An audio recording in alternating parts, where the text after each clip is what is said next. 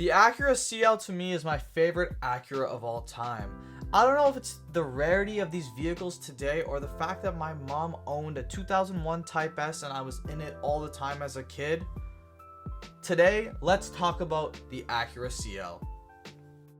The Acura CL was a coupe. Think of it as a two-door TL or a really premium Honda Accord coupe. They were only ever front-wheel drive and front engine, pretty much like every other Honda that wasn't an S2000 or an NSX. The first gen CL was produced from 1997 to 1999, but production actually started in 1996, but you know, they were 1997 model years.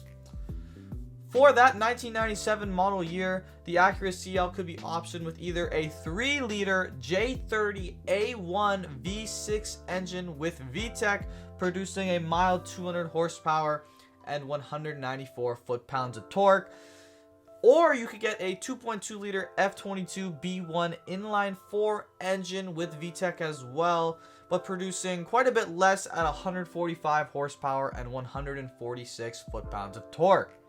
This F22 B1 engine was also the first F-Series engine to ever feature VTEC.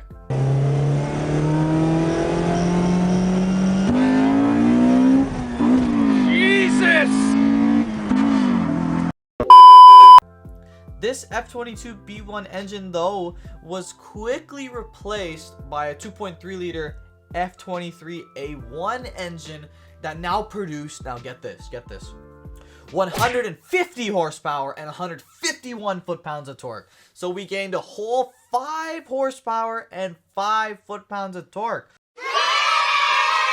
Honestly, you're probably not going to feel it. But hey, it's still 5 horsepower gain. 5 horsepower is 5 horsepower. That J30 engine we talked about earlier stayed through the entire first generation of CL, but it was never mated to a manual transmission. If you wanted that manual transmission, you had to settle for the smaller 4-cylinder models, though to me that actually sounds like a lot of fun, as you know, a Civic has always had 4 cylinders pretty much, and those cars are tons of fun, referring to like a Civic Si. So that, you know, an F-Series engine is featured in Honda Accords too. I'm sure it feels just kind of like a heavier Accord, so that's still pretty fun. For 2001, however, the second-gen Acura CL had arrived in full swing with more elegant styling, more power, and more luxury. For me, this is really one of the most underrated and underappreciated Japanese cars of all time. Not just Acuras, but Japanese cars of all time. But funny to call it Japanese because every CL was produced in America, and the Acura CL was actually the first Acura to be built in the United States. Not in Japan, but the United States. The base CL for the second generation featured a new 3.2-liter J32 A1 V6 engine, standard with 225 horsepower and 216 foot-pounds of torque, quite a bit more than that original J30 that was featured in the first generation, and these are mated to a 5-speed automatic transmission. There was no manual transmission on the base Acura CL second generation.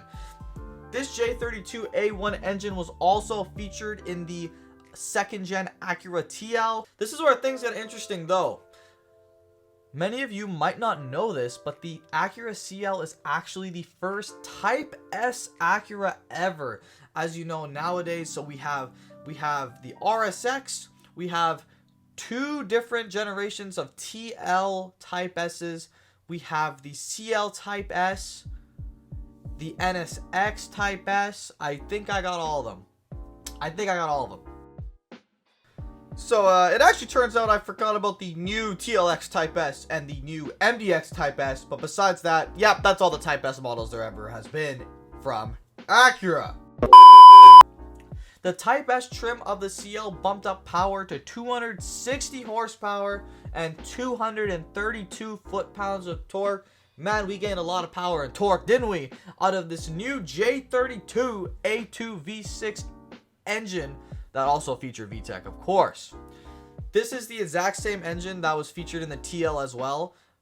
We're not talking about the TL, but is the exact same engine. The Type S got stiffer suspension, standard 17-inch rims, and a firmer, sportier leather seats. These firmer seats, oh man, the seats in the CL, oh man, they're amazing. All the 2001 and 2002 models, though, were only offered with that same 5-speed automatic. Say it again, 5-speed automatic transmission. And here, you know, these transmissions, let's talk about them. They were so prone to failure, man. Like, they were absolutely terrible. Both the CL and the TL from this second generation, they broke all the time. You know, I went on the forums and I saw things about cars coming to an abrupt stops. Gears were slipping. Cars literally couldn't go over like 30 miles per hour. It was just an absolute mess of a transmission. Acura did try and address the issue though with a recall, but I think at that point it was honestly too late, especially for the Coupe CL. It didn't seem like a practical car to buy. In 2003, however, Acura did something absolutely amazing, and the 2003 Acura CL Type S was offered with that same 5-speed automatic, but also a 6-speed manual transmission with a limited slip differential.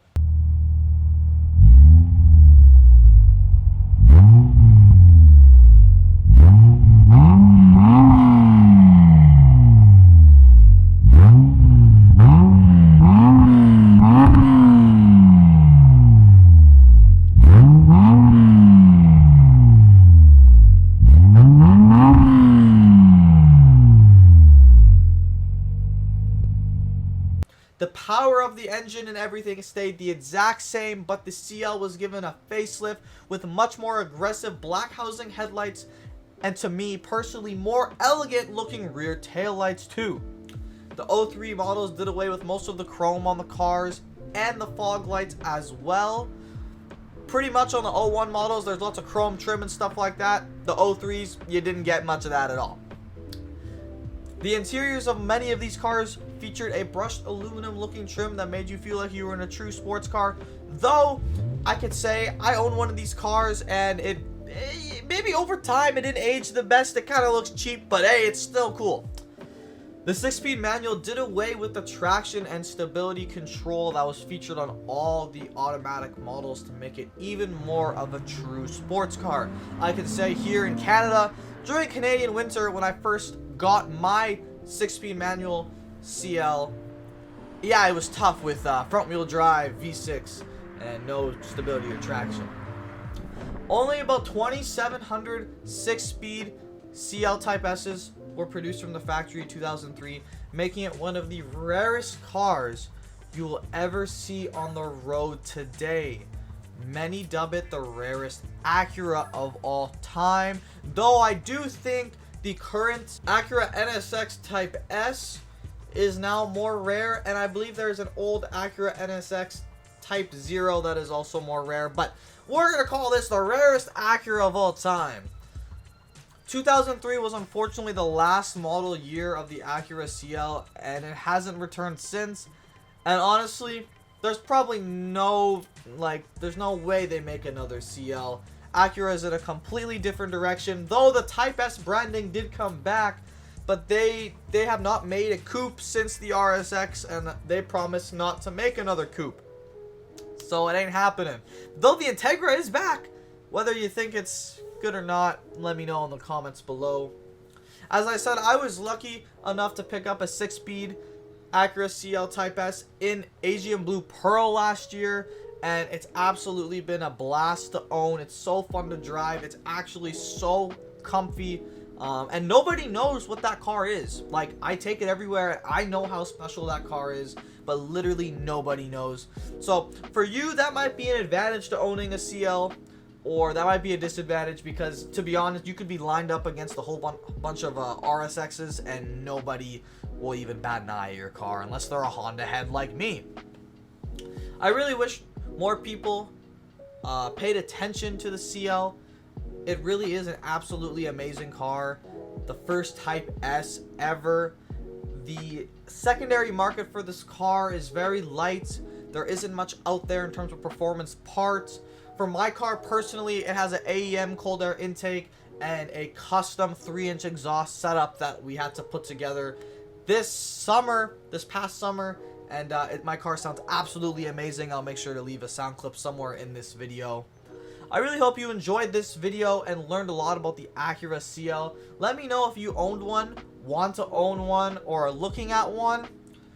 I would tell you, if a 6-speed manual Acura CL comes your way for a decent price, scoop that car up. It'll not disappoint. Want you all to have a great day. Drink some coffee. And I'll see you all in the next video. Thank you for tuning in to this lesson on the Acura CL. Peace.